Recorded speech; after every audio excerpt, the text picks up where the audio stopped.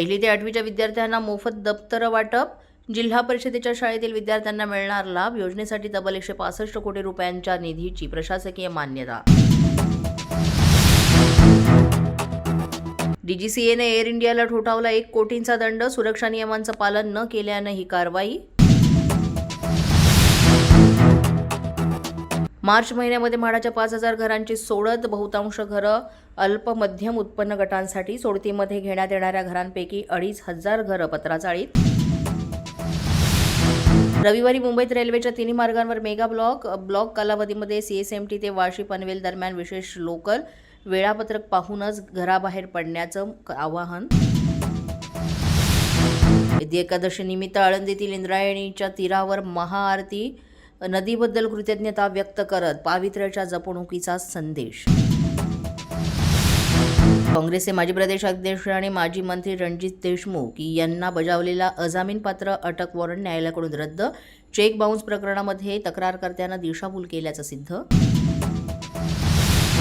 MIM नगरसेवकांसोबत Imtiaz Jaleel हैदराबादच्या दिशेनं रवाना. एमआयएम नगरसेवकांसोबत हैदराबादमध्ये दारुल सलाम डे साजरा करणार.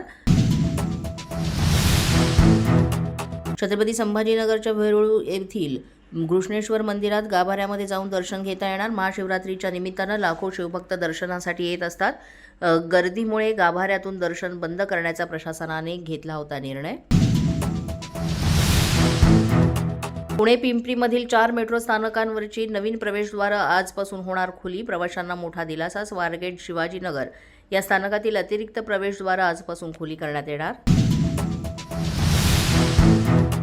पिंपरी चिंचवड महापालिका हद्दीमध्ये 5 लाख मालमत्ताधारकांनी वेळेमध्ये भरला कर. चालू आर्थिक वर्षामध्ये कर भरण्याबाबत नागरिकांचा मोठा प्रतिसाद. शहरामध्ये सुमारे 7,32,302 मिळकतींची नोंद. त्यापैकी 5,26,000 मालमत्ताधारकांनी भरला कर. पोलीस माझा न्यूजच्या बातमीपत्रात आज इतकंच. तुम्हाला आमचं बातमीपत्र कसं वाटतंय याबाबत अवश्य अभिप्राय कळवा.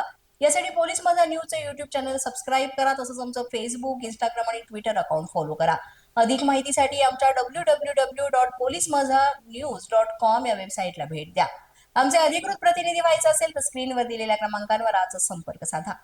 आजच्या बातमीपत्रात इतकंच. पुन्हा भेटूया पुढील बातमीपत्रात. तोपर्यंत पाहत रहा पोलीस माझा न्यूज.